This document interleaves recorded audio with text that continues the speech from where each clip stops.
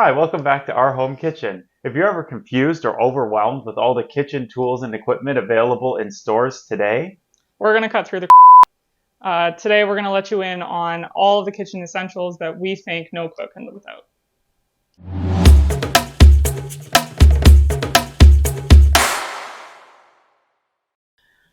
Today we're going to get down to the basics and talk about all the kitchen tools we use every day, both at work and here as two professional cooks.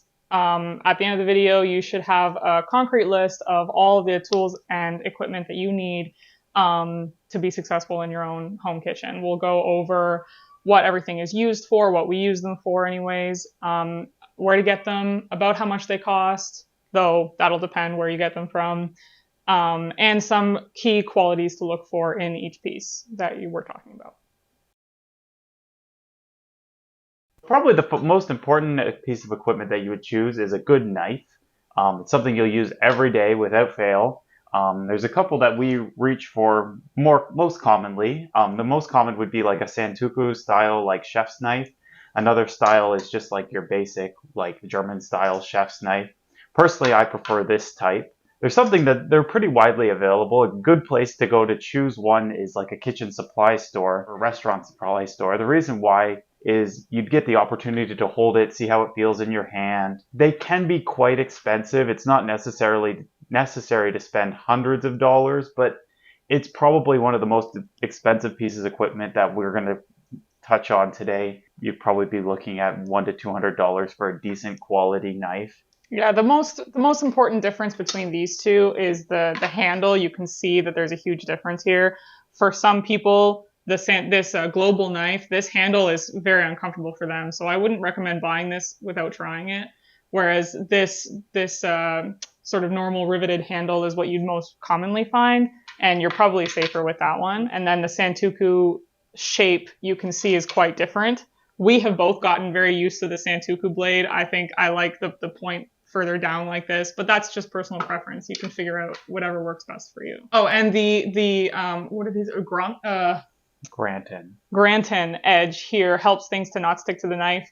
I don't personally see a huge difference. I don't think it makes a massive difference in the years I've spent working with a knife. But it makes you feel like it. But well, maybe it makes you feel like it, but I don't see. So for me, it doesn't matter to me if I have that on my knife or not. So, but it's up to you. And you'd be probably looking for like an 8 to 10 inch chef's knife. The next knife that we find that you can't live without is a bread knife. It's not really like you can cut bread with a good sharp chef's knife, but it's not the same. The serrated edge is much nicer on a bread knife. You'd be looking at probably like an 8 to 12 inch bread knife just to be able to handle a large loaf of bread. It's not something you need to make a huge investment in. It's not something that you're going to sharpen like time and time again. Once you kind of get it, you use it. You'd probably be looking at about a $50 investment for a decent quality bread knife that will last you quite some time. Yeah. You could get more expensive. I don't even know how to sharpen this at home, like actually sharpen it at home. So you'd have to get that done professionally, and I don't see the sense in that. I'm not cutting loads and loads and loads and loads and loads of bread every day, so I don't see the sense in that. Get a nice one. It should last you a long time, but it's not the same kind of investment piece as your chef's knife is. So once you get all your knives, it's important to keep them in good condition. Something that you can't live without really is a good steel or honing rod. It just keeps your knife in the best condition than day to day. An important distinction to make is that this is not a sharpener. This is not a sharpener. This is not a stone. Stone. So this is not a sharpening stone. This does not grate metal off of your knife to sharpen it. All it does is that there are microscopic teeth, like little ridges on the end of even a straight knife like this, and all this does is put them back into place. One more thing about the steel, it's not something that's a huge investment. You're probably looking $20 to $30, but when you're caring for your knife that you've made a substantial investment in, it's important to take care of it, and it'll last a lot longer. It'll be a lot nicer for you to use if you have a steel to keep it in nice condition.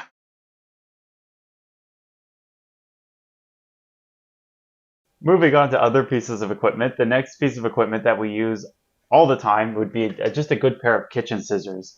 It's really irreplaceable what you can do with them. You can open packages, basically, but also if you're breaking down a chicken, you can cut pizza, you can do a lot of things. It's just very handy to have. And an important feature to look for is a pair that you can take apart so that you can clean them properly. Because if you are cutting raw meat with them, it's important to be able to clean them and sanitize them for food safety purposes. Mm. They're not a huge expensive thing. You can sometimes even find them at the dollar store for a few dollars that come apart, and that's great. But even a name brand pair is probably $10 to $20 at the most. Yeah, these ones are Henkel's. I think they were like $15 or something like that. But yeah, the dollar store has ones for $2, and we use those at work, mostly because if we lose them, it doesn't matter. But they are also just perfectly fine scissors, and I wouldn't recommend spending any more than that if you don't have to. Okay, next up we have a peeler. This you can't replace with anything. I mean, you can try to do all your peeling with a paring knife if you want to, but I wouldn't do this.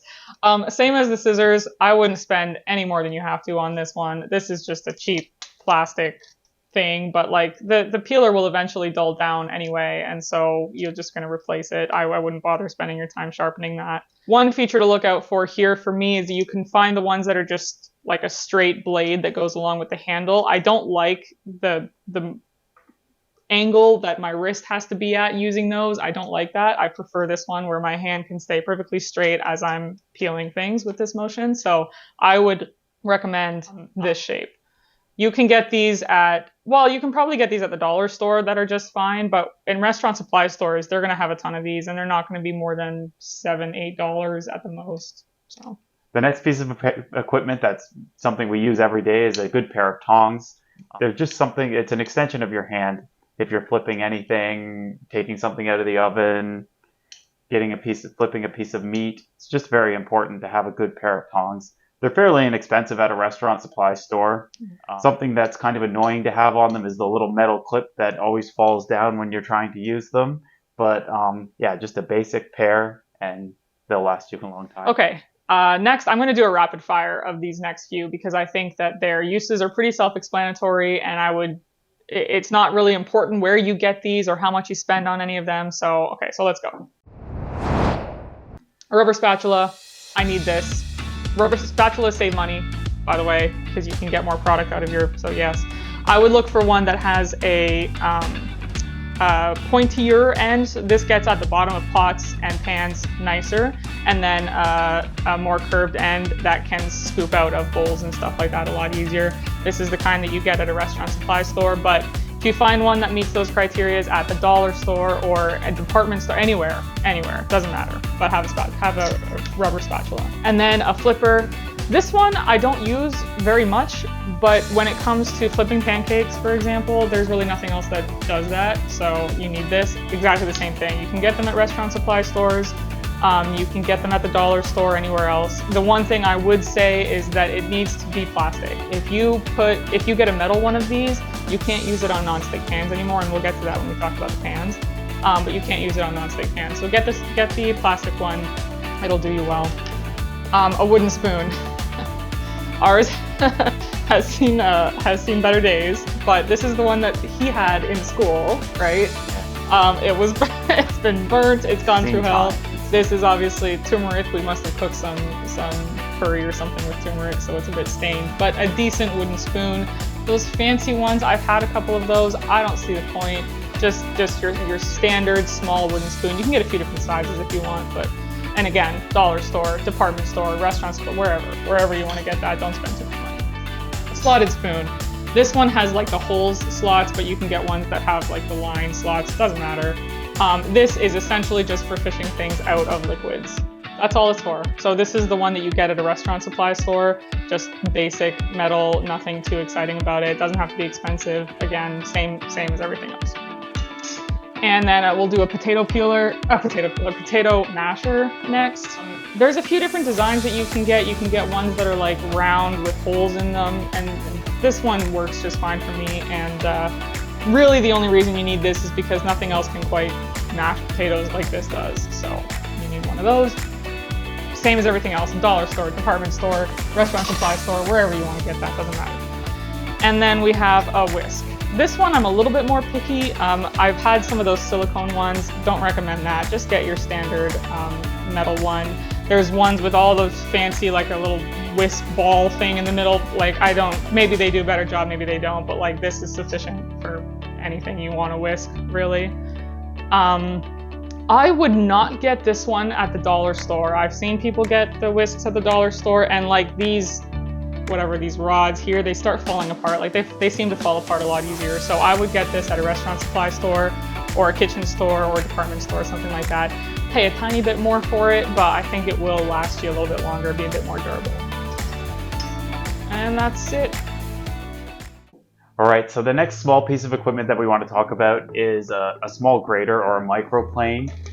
This is the one piece of equipment that I would not recommend buying the off-brand or cheaper brand.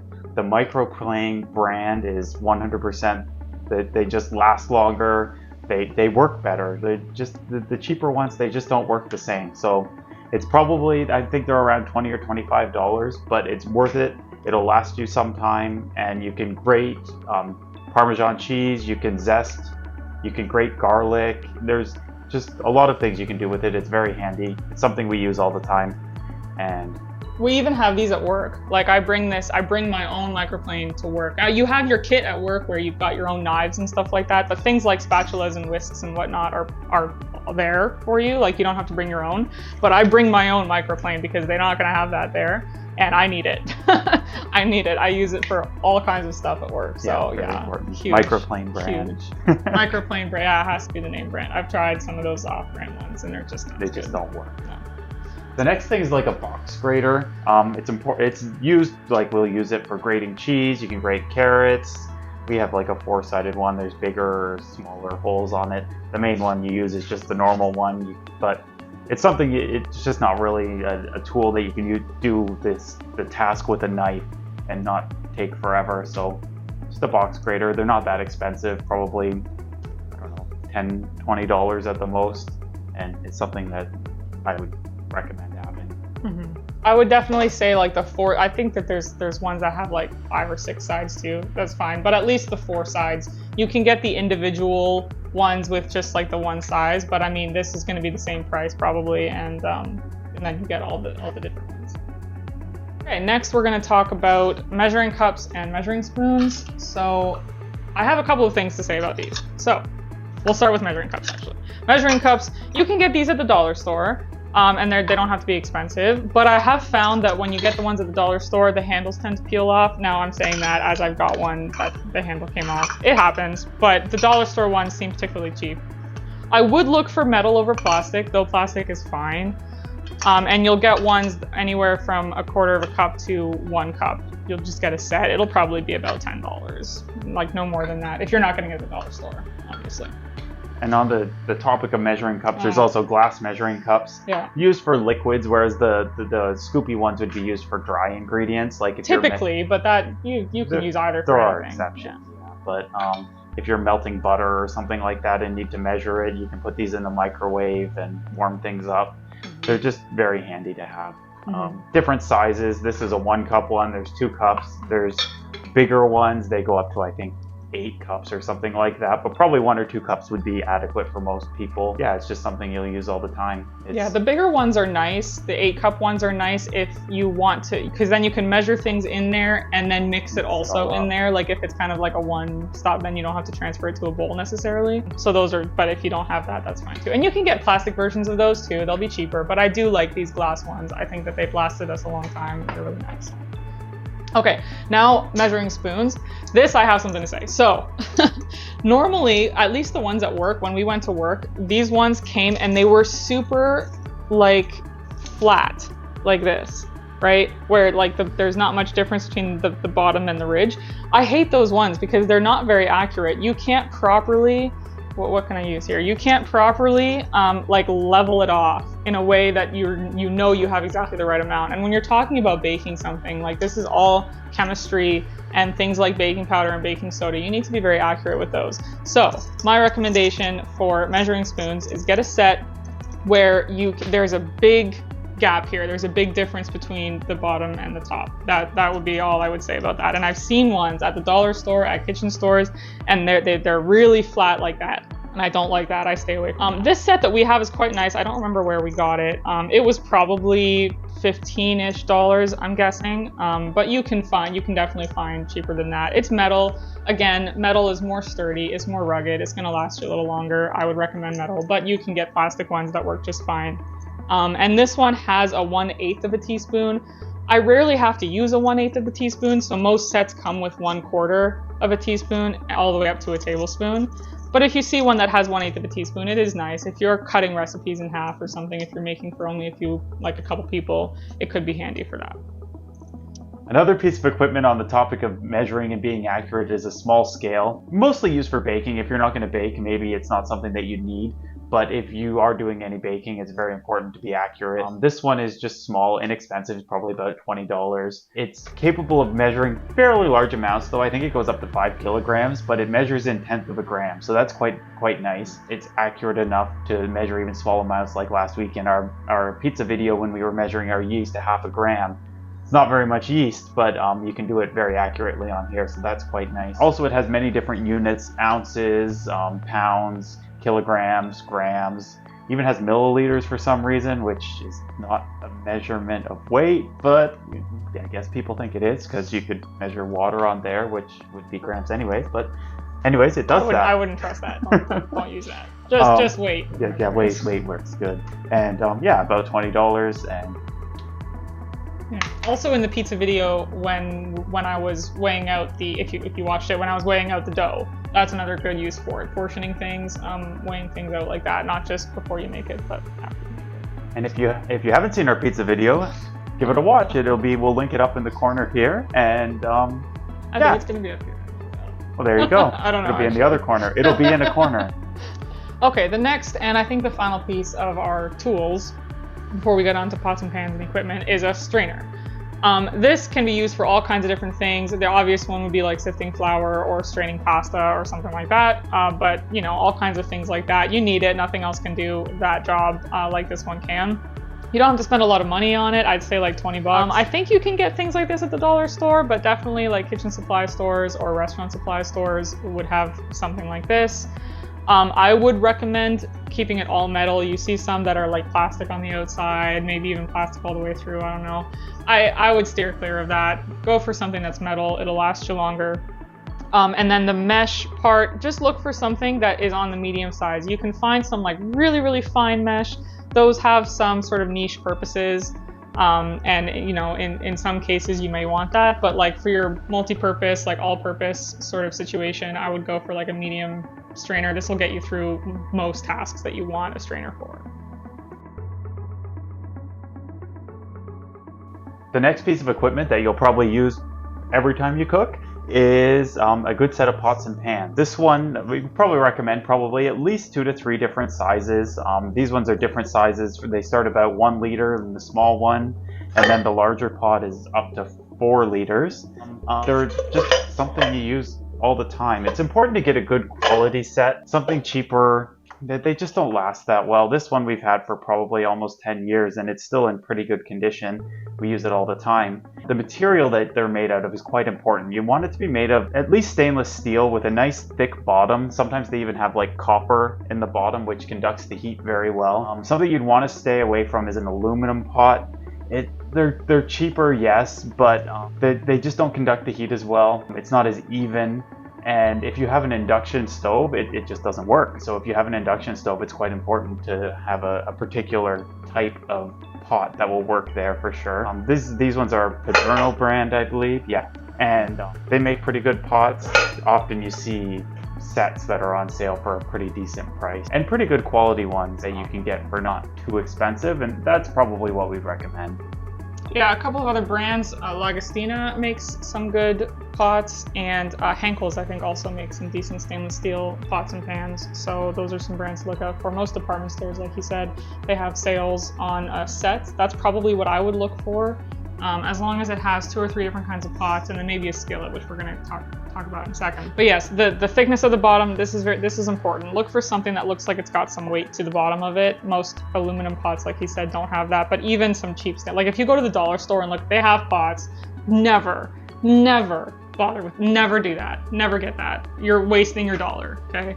Look, because there'll be no bottom to it. There'll be no heat conduction, and it'll last you like a month, and that's it. So anyway, get one with a decent bottom like this, and then a couple of other features that are nice to have, but not a necessity.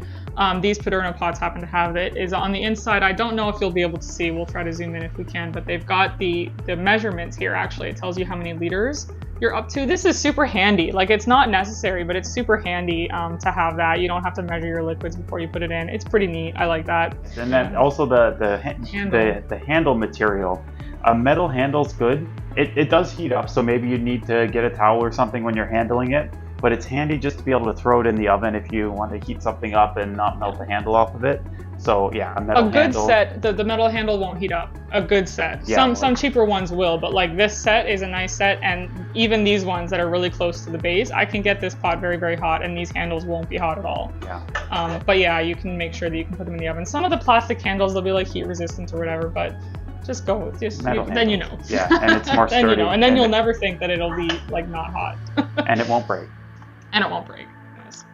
Next thing is a skillet. This one came in the set with our pots and pans, so it's the same material. It looks exactly the same, but it's just nice if you're cooking like a one-pan meal or searing something. You need nice high heat. Works very well. Same thing, metal handle, so you could sear something, throw it in the oven, finish cooking, and so it's something you'll use probably quite a bit. Sometimes they come with the set, and that's great, or just on its own. Just look for something, same materials. Stainless steel. Nice you could do a cast iron, like a Le Creuset has nice pans like this. They're much more expensive, but they do the same purpose, and you would get even better heat distribution in those ones. But for an essential set, I would not say that that's essential. If you get a stainless steel one, this is fine. It'll get you started, and you can move on to something more expensive later if you like it. If you feel the need for it, then go for it. But this will get you through. Next thing is non-stick pans. So I would recommend having 2 non-stick pans. It depends what you use them for, but this one is, I think this is a 6-inch, I'm guessing. I would look for a 6 to 8 inch. This is our egg pan. We have these at work, these exact same ones. You get them at kitchen supply stores. They're more expensive than you'd think, unfortunately. I don't really know why they're so expensive, but I would say this one is probably about $20, $25, right? Which is a little more than I'd want to pay for this because they don't last forever, and I'll get into that. But it's worth it. It's worth it. Get these pans if you make eggs, omelets, anything like that in here. Love these pans. Again, 6 to 8 inches will do you through. I think this one is 6 inches. And they don't last forever. Doesn't matter how well you take care of it, they won't last forever. But there are things you can do to help take care of nonstick pans and have them last even longer. As mentioned earlier, if you're going to use any utensil in here, it has to be plastic or silicone or something like that. Never metal. Never metal. It will scratch it and ruin the Teflon coating here, the nonstick coating. Don't use metal in your pans. And don't ever use them on high heat for more than like 30 seconds. High heat will also ruin the Teflon. So keep it at medium heat. Most things that you're cooking in a nonstick pan, you don't need them to be at higher heat than that anyway. Yeah, so that's this one. And this one's the same, just larger. This one has a nice thick bottom on it, but it's just a larger nonstick pan. It's handy for different things. Pancakes. Yeah, like pancakes. We'll use it as grilled cheese. Yeah. And just, it's nice to have a good pan. Same thing, metal handle. You can take it, put it in the oven if you need to finish cooking something. And yeah, it's just something. But same, it's going to be more expensive because it's larger. And unfortunately, because it's non-stick, they don't last forever. But take care of them and they'll last. If you take care of it, they last long enough. And it's something you'll use quite a bit. Yeah. One more point about the pans too. This goes for most kitchen equipment, like your pots and pans, and like microplanes, things with a blade too. Like, don't put those in the dishwasher. It's not good for them. It ruins them. But definitely Teflon pans as well. It's because of the heat again. Just like when you put it on the stove, you put it in the dishwasher, it's too high heat, it ruins the Teflon. So don't put those in the dishwasher. And when you're cleaning them by hand, this should go without saying as well, because I already said no metal. No, don't scrub aggressively. If it's really non-stick and nothing stuck to it, it shouldn't be that hard to clean anyway. So just take a nice soft sponge or a dishcloth or something like that, and you should be able to clean it no problem like that. The next category that we're moving on to is equipment. There's a few things in here that we use all the time, so we want to talk about them. First one being cutting boards. There's something you use all the time if you're cutting things. The material of the cutting board is quite important. It's bad for your knife to use certain things like cutting on the counter or glass or metal, so that when you see glass cutting boards, I don't understand. Don't get those. People are crazy. They're not useful. Yeah, don't use it. No. It ruins the blade of your knife. But these two, so the one that we use every day for like everything is this big one here. It's made of maple wood.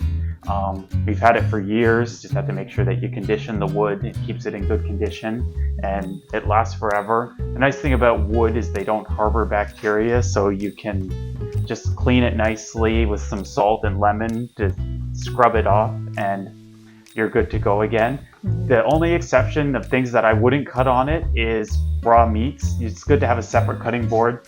This one is made of bamboo or something like that, but generally we'd recommend even like a plastic cutting board, and that's something that you can throw in the dishwasher to clean the raw meat off of it, but keep it separate. You just don't want to cross-contaminate anything like that. Yeah, it's just good practice, yes. I think. But there's no reason why you can't cut raw meats on this cutting board. Like you said, it doesn't harbor bacteria. Like it's fine, but I would definitely recommend keeping it separate for good practice. In the kitchen at work, like in commercial kitchens, you'll have color-coded plastic cutting boards, and they're all for not even just meat and not meat, but there's ones for vegetables, cooked meats, raw red meat, raw poultry, and seafood. Like there's different, they're all color-coded, and you're supposed to use them all for different things. So bringing that home a little bit, I would definitely keep them separate. Keep it separate. Another time that I'd want to separate my cutting board is, say you've just cut garlic on here. It does linger the flavor a little bit, and say you're going to cut some fruit, maybe you want to have a separate cutting board to cut non-savory things so you don't until you can clean it properly. Yeah. Once you clean it, and then the flavor and the aroma kind of leaves. But when you're cutting garlic and onions on here, man, like I have done that. I've cut garlic, and then I went and cut watermelon. The watermelon tasted like garlic. It was disgusting. Yeah, it's a troubling time. Yeah. But yeah, so 2 or 3 cutting boards. A nice thick wood cutting board can be kind of expensive. But Wood is expensive. It is Wood expensive, yeah. But it's definitely something that's worth the investment. This one we've had for probably nearly 10 years, and like it's as good as the day it was made. And the plastic one, they might not last as long, but they're fairly inexpensive anyway. So if you need to replace that every once in a while, it's something that you can do. And yeah, so cutting boards, very important. And look at the thickness of the cutting board as well. You can get some wooden cutting boards that are like less than an inch thick. They'll just warp, I'm afraid. And I've had some that they haven't warped, but they've cracked, and that could just be poor craftsmanship. But I would look for, if you can, as thick as you can go there. And you can commission a woodworker to make a nice one as well. Of course, that's going to be expensive, but it'll last well. Okay, the next thing is I'm going to reach here. Glass baking dish. This could be ceramic as well. You know, like those casserole dishes. There's a brand for it. I don't remember what the brand is, but there's a brand for it. This is just a Pyrex baking dish. This is what did you say? 9 by 13. 9 by 13. 9 by 13 is pretty standard size for one of these, and you know, very multi-purpose. You'd make lasagna or like Rice Krispie squares, or just your casseroles, like shepherd's pie, things like that. So I would have one of these. You could also have one that's half the size as well. I guess it'd be like a 9 by 9 or an 8 by 8, something like that. But then, you know, a bigger one like this. The material is important. There are metal ones, or like non-stick metal ones. You will have seen those everywhere for baking. We are going to do a video on baking essentials. We're not covering that today, but this one is not for that. It's not the same thing. I wouldn't make brownies or anything in here, but your other like casseroles and stuff like that, I would make in metal or ceramic. Yeah. So. The next piece of equipment would be like a baking sheet. And this one has inside of it a wire resting rack, which is also something that I would recommend getting. The size of this baking sheet is, it says on it, it's 18 by 13. This is what's called a half sheet pan. Obviously, a full sheet pan would be twice as big, and a quarter sheet pan would be even smaller. But a standard size is the half sheet pan. It's handy if you're baking anything or like roasting a piece of meat. You can do anything on it. Yeah. It's a cookie sheet. Yeah, it's a For cookie sheet. most people. But a really important note about this though is the size. You're looking for 13 by 18. You can get them, I don't know, like the dollar store or department stores and stuff, and they're not going to be exactly 13 by 18, in which case you're going to have trouble finding maybe the resting racks, or if you've seen like those Silpats, the reusable silicone baking sheets, yeah, those things, they won't fit on there properly, and that annoys the me because then you can't get whatever you're baking on it. Yeah, you can't get whatever you're baking on it right to the edges. So I highly recommend really being picky and finding this 13 by 18. The best place that I've been able to find this is a kitchen supply store. Nella is a good one. A Stop Restaurant Supply is also a good one.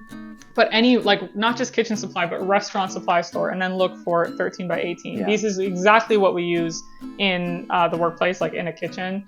This is exactly it, and I highly recommend making sure you get that size. Yeah, and they're not an expensive piece of equipment when you get them at the restaurant supply store. They last a long time. They will discolor eventually, and they wear, but it doesn't make it so that it doesn't function to do what you want to do. Yeah. And then a wire rack that you can set inside if you're roasting something, or just letting something, set it on the counter. If you have baked cookies or something, set it out to cool them. Mm-hmm. It's just something you'll use quite a bit, and it's just handy that it fits right inside the pan. Mm-hmm. And I would look for one. You can see some that only have the wires going one direction. I would look for them with a checker pattern like this. They're more sturdy. I've seen those other ones, and the wires like start peeling up and stuff, and they bend, like they warp sometimes. So I would look for a good sturdy one. Interestingly enough, when I was looking at these on the Nella store, this is more expensive than this. I think this was $10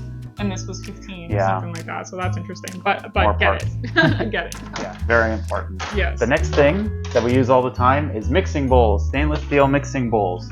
We have a variety of sizes here. They're just what's in the name. They're for mixing. Mm-hmm. Sometimes you need a big one, sometimes you need a small one. We have bigger ones than this. You can get little tiny ones. It's nice to put ingredients out, measure them out, mix them together, and you can get them as a set. Yes. Not at restaurant supply stores. I think you get them all. You get them all individually, and you just choose your sizes, and they've got like a huge range of sizes. But I mean, if you went on Amazon, or if you go to a kitchen supply store or something like that, or a department store, you'll have a set. And you can just get if the price is right, you just get that. One really important note that I have to have in my bowls, and the same ones that we have at work, is the same thing. I don't know if you'll be able to see this. I'm going to try to zoom in. But the base of these two bowls is actually different. You can see that this one is a very smooth transition from the bottom of the bowl, the flat part of the bowl at the bottom, up to the sides. Contrastingly, this one, you can see it has like a bit of a ridge here, if you will, and you can see it reflected in the bottom too. I do not like this. The next piece of equipment, and the only electric piece of equipment that we actually are going to talk about today, is an immersion blender. It's something that we use all the time. This one has a couple of different attachments, like the normal blender end, and then it also has a little whisk if you want to make like whipped cream or something like that. Which works pretty well, by the way. It does work pretty well. It makes a bit of a mess, but it's well worth it. Something you can use it for all the time is like if you make a soup, you want to puree a soup, it works well for that. You make a tomato sauce, you don't want it so chunky, you can puree that. You can make mayonnaise with it. We make salad dressing all the time, and it comes with the little cup here, and you can measure all your ingredients out here, mix it up, add your oil, it emulsifies nicely. It's just something that we find that you can't live without. Mm-hmm. It's not really a tool that would replace it, and it's the best value, I would say. Like this probably costs $50, maybe $80, depending where you find it. But this one we've had for years and years. It works well. It does the job well, and it's not just a single-use appliance. It's something that we use for many different things, and that's why we like it. It's the beginner's version of a blender. Like you can see, we have a Vitamix blender. Like this is way more expensive than I'd recommend for any beginner cook of any kind, I don't bother with that yet. Start with this. This will do the job. One thing I would look for, because not all of them have speeds. These ones have 3 different levels, 1, 2, and 3. That's nice. It's nice to have that. Yes. Make sure you have a little bit more control over how Yes. fast you're going there. You're less likely to make a big mess, especially with your whisk, if you it- can start off slow and Yeah. not get it everywhere. Yeah, okay, so that's it. We will have links to all the products we talked about today listed in the description. Not all of them will be the exact ones we showed here because a lot of them we got a long time ago or got from school, but they will be listed in the description below. And if you're an Amazon shopper, we will have links to all of these as Amazon products, but some of these, as we mentioned, there's either a better product or a better price that you can find elsewhere, not on Amazon. So we'll also have those listed, so you can choose which ones you use.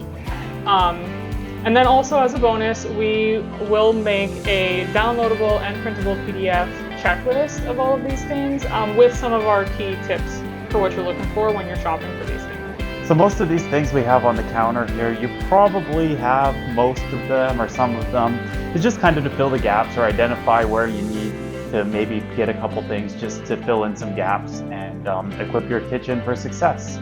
Is there anything that we missed that you can't live without? If there is, leave it in the comments below. Great, if you found this video helpful, please consider dropping a like and subscribe for future videos, including the Baker's Edition one that I talked about earlier. And we'll also do an intermediate version too for anyone who's looking to really level up their game.